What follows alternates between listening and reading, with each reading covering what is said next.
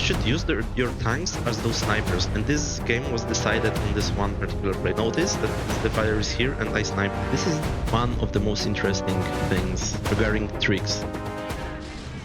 Hello guys, so let's start with some small introduction. I will only talk about things that are not obvious. So tank has 7 range, which is more than Gun and Lurker. They have 6. The tank also deals explosive damage, which means he only deals 50% damage to small units and 75% damage to medium units. And also he has sight range of 10, while range in siege mode is actually 12, which means he can shoot farther than he sees, which we'll come back to later. Okay, let's move on. Let's look how the tank damage actually works. So I'll shoot the Hydra in the middle of this pack, and look how those 2 Hydras took the full damage from the tanks, while every other Hydra took only part of it. And this will be like the biggest concept about Splash with tanks and how to target, is that the unit which is directly hit takes full damage, and the unit that is in front of the unit that is being hit also takes the full damage.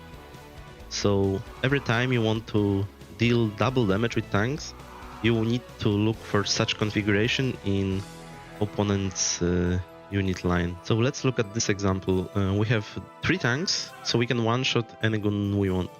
And we have 2 packs of guns which are attacking us. And here, as we can see, we have 3 guns. So let's look what happens if I target the middle one. The one gun dies, but those 2 are only damaged. They are not dead. And if I attack this gun, both of them dies, because of this exact mechanics I just mentioned. So one of the biggest consequences about this behavior is that in fights versus Protoss, we all often have the situation where Zealot is attacking our tank, and there is another tank in the back that will want to attack the Zealot. So look at this. If he attacks the Zealot, our tank takes the full 70 HP. It's 69 because -1 from the armor. That's why targeting guns is such an important concept, and if you are not doing that, you will lose many fights to exact this mechanic. It is also very important that when you are fighting up the high ground, to not hit the guns that are the nearest to your tanks. Always try to target the gun that is like either farthest away you can hit, or like some gun in the middle of the pack. Because if your tanks will miss the shot and you will hit here instead of this gun, then those 2 won't even take any splash damage. So you should always try to target like that or like that. And now see how the damage is much greater. But if you hit like that, look what happens. This gun is still healthy, because like 2 tanks missed their shot, and now the damage is just much worse. So there is an example where by using cloning and deselecting like a right amount of tanks, which is 3 in this case, because 3 tanks one-shot guns, you can completely dominate fight like that. So I will emulate the tank cooldown by attacking this Zealot, then look. And look how, if you choose the right targets, you can really swing those battles very quickly in your favor. So let's talk a little bit about the tank mode mechanics. So notice how tank gun is always pointing at some target, and when he is pointing like that, every time I press hold, he will immediately attack. Look. Hold, attack. And look how he chose this Hydra as his target, and no matter where my tank will be, he will choose this Hydra to attack. So look, even though other Hydras are near, he will always choose this one. Okay, the Hydra got out of range, that's why this happened. So that's another thing. Like if unit comes out of range, then he will switch the target. But look, now this Hydra is picked, so every time I press hold, no matter how the units are positioned. Okay, but now let's see. I locked my tank myself on this Hydra. Now when I press hold, he will still be attacking this Hydra. But if I move on the ground, he will switch the target. You see? And now this Hydra is locked. So when I move around and press hold, every time he will choose the same Hydra. Tank is like, if I move away, he will always immediately shoot. There is no pause ever, no matter which side you decide to point a move to. Another thing is that if you a move on the ground, tank shoots immediately. But look what happens when I will try to target some specific Hydra.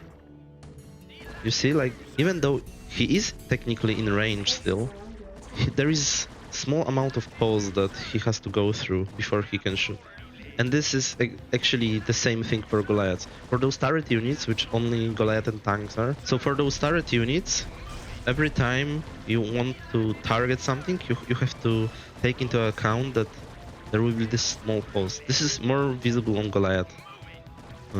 When we'll be making guide on Goliath, I will show this better. There's also this one unique thing about tanks where, and about turret units, in fact, Goliath is the same. If I scan here and I move to this drone, my tank will go only as long as I want to lose the vision on the drone. The moment I lose the vision, he won't chase anymore. Which means that, for example, in your own game, if you will chase dragoons with like marine tank force and dragoon will be escaping, and you will just right click on the dragoon, the marines will keep chasing the goon, but tank will not. He will just stay in place because he lost his vision. Tanks without siege mode still outrange lurkers. So look, lurker is unable to hit the tank. That's why during your pushes in TVZ, you should rather use tank mode instead of siege, because then Zerg cannot waste your time by unburrowing and going a little bit farther, and you don't have to reposition, you can just keep going. So in this clip I'll show you how you can abuse this range of tanks very well. So basically it's not hard or anything, just good to know. Like, look how I'm not sieging my tanks when pushing. I keep going. Now I decided to siege because I wanted to do some round of macro, probably. But now, again, I'm unsieging. The vessels with tanks are moving forward. No siege. Still. And Zerg has no way of engaging properly, because if your tanks are sieged, he can run into you or move back. Like, both options are good for him. But when your tanks are unsieged, like, look, I can escape from those links every time as well. Zerg didn't have link speed in this game, by the way, so that's another problem.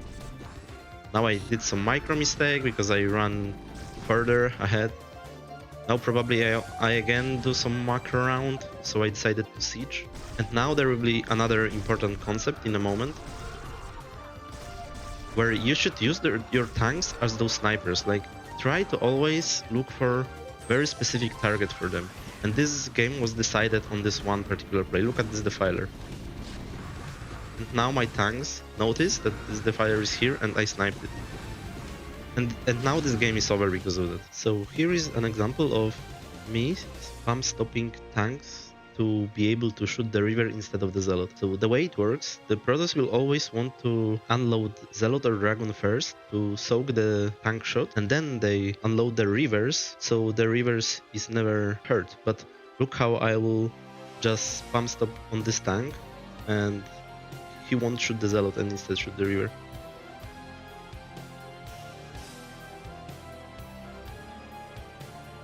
Yeah, so as you could see, the river was damaged, and you can do it many times in a single engagement. There is interesting interaction with tanks and links, where tanks, because he deals half the damage, he one-shots links, right? But if links have one more armor, then tanks doesn't kill it anymore. And now if you just give one attack upgrade to the tanks, and you give maximum upgrades to the Zerling, he still kills them. So +1 for tanks versus Zerg is pretty useful. Another useful interaction with the upgrade is that tank with 0 or 1 upgrade 3 shots enemy tanks. But if you make +2 for your tank, he 2 shots enemy tanks. And it happens regardless of the opponent armor upgrades, so yeah, as you can see, you will always 2-shot them after getting +2. It's very important upgrade in TVD. This is the important one. Change the hotkey for the siege and tank mode. As you can see, I have my setup for E and D. The reason is that when you press siege mode, this icon changes to the tank mode immediately. So look, if I will press like siege mode and tank mode hotkeys right away, my tank will just siege and then unsiege.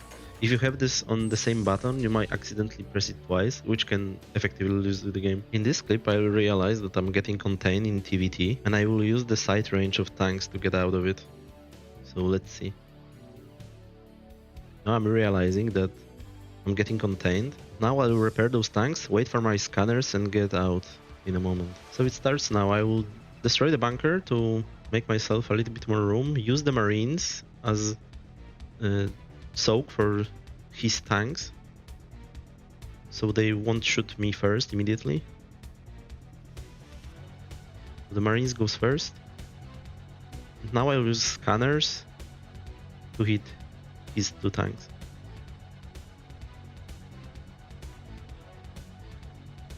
Yeah, so as you can see, you can abuse the range of tanks and the lack of vision in TVT, and this is actually happening quite often. This is a good technique to just break out of contains or break some siege lines in the middle of the map. This is one of the most interesting things for Terran regarding tricks. So I know this from Azi, he told me, and now he also helped me make this clip. Look at the vision of the tanks. You see how my tank is already seeing his tank, but his tank doesn't see my tank. So apparently in StarCraft, the units see more from top to towards the bottom than the other way around. So look, thanks to that, I can now just align my 3 tanks and kill him without support of any other building. So from his perspective, his tank just dies suddenly. And there is an example to the right side as well. Like look, his tank is not seeing me at all, and he will suddenly die. So you can abuse that in your TVT matches. Okay guys, so that wraps it up. Please let me know in the comments of the things that I missed in this video. I'm pretty sure that there are some things that I didn't think about while making it, and thanks for watching. Have a nice day. Bye bye.